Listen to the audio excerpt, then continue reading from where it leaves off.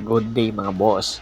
Ang San Miguel Bearmen, ayon nga sa ulat ng spin or artikulo ng spin na ang nasabing player na si Benny Boatwright ay hindi pa nga nila makontak.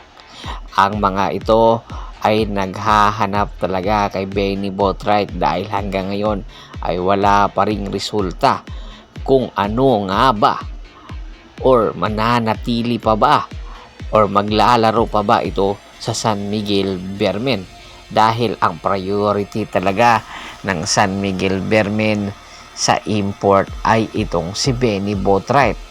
Nakakatatlong import na nga ang San Miguel Bearmen ngayon konferensya, at ang huling import nga ay si Jabari Narcis. Si Jabari Narcis, isa ito sa mga inaabangan na import ng PBA Commissioner's Cup.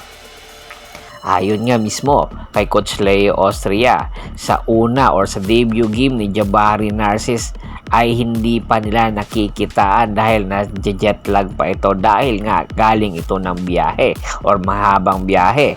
Pero ayon mismo kay Idol Snow Badwa sa kanyang artikulo, hindi ito kinukonsidera na magiging legitimate import nila, kundi ang gusto nga ng San Miguel Bearmen ay itong si Benny Boatwright. Kanya lang hanggang ngayon ay wala pa rin daw pasabi kung kailan or magbabalik pa ba ito sa PBA. Si Benny Boatwright nga ay kinukonsidera bilang naturalized player ng PBA or ng Pilipinas. Ayon nga sa mga ulat, itong si Benny Boatwright, ang kanyang injury ayon mismo sa kanya ay hanggang October ay pwede na itong maglaro. Pero tinitingnan siyempre ang posibilidad ng San Miguel Bearmen na dapat ay maging game shape din ito. Kaya nga ngayong December, kinukontak na nga nila baka sakali pagpasok ng January ay pwede na itong paliparin at siyempre maging kondisyon na itong muli bago pa man pumasok ang semifinals ng Commissioner's Cup. Hangad kasi ng San Miguel Bearmen na itong si Benny Boatwright magiging import nila nga ngayong Commissioner's Cup. Kaya aabangan natin yan. Samantala, ayon din kay mismo sa Facebook page ni Idol Snow Badwa, itong si Poy Eram ay napapabalitang inilagay na nga sa trading block. Opo, dahil nga ang tropang Giga nagkaka-interest na makuha itong si Christian Standhardinger. Siyempre, ang Terra Firma G pa rin ang magmamay-ari kay Christian Standhardinger. Tanging makukuha lang ito or gusto lang makuha ito ng tropang Giga, pero hindi basta-basta ibibigay ng tropang Giga itong si Christian Standhardinger.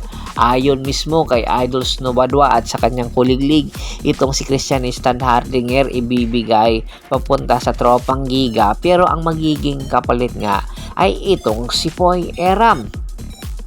Sa mga nakaraan video natin, ipinampok na natin itong si Poy Eram dahil nga hindi na nga nagugustuhan ng management ng tropang Giga ang ipinapakita nitong attitude. Sa debut game nga nila sa Commissioner's Cup, wala pang isang minuto na i-check na agad ito. Dahilan na pag-isipan na talaga ng management itong si Poy Eram. Pero alam nyo ba, dahil nga pakakawalan at ilalagay na nga ito ng tropang Giga sa trading block at ititrade nga to sa Terra Firma Jeep. Ayon sa mga ulat, dadaan lang itong si Poy Eram sa Terra Firma Jeep at ang magiging destinasyon neto ay ang San Miguel Bearmen, na kung saan badly needed ang katulad na kakayahan na meron itong si Poy Eram na isang legitimate big man at merong shot blocking ability at 3-point shot ability, na kung saan pwede nga i-partner ng San Miguel Bearmen at ni Coach Leo Austria kay Junmar Fajardo, at malaki ang posibilidad na magiging first 5 ito ng San Miguel Beermen. Kaya inaabangan na kung sakasakali man. Ang tanong na lang dito, sino naman ang pakakawalan ng San Miguel Beermen papunta sa Terra Firma Jeep para maging pakapalit ni Poy Eram? Isa sa mga posibleng ibigay ng San Miguel papunta sa Terra Firma Jeep ay itong si Muala Tautua. Kaya aabangan natin itong si Muala Tautua at itong si Poy Eram at itong si Christian Standhardinger kung matutuloy ba ito pagkatapos nitong New Year at ang pagbabalik nga ng trading deadline na kung saan malapit na. Ano sa tingin nyo? Dapat ba itong ituloy? Komento na sa baba ng video at pag-usapan natin yan. Once again, this is Percival Monteron at your service.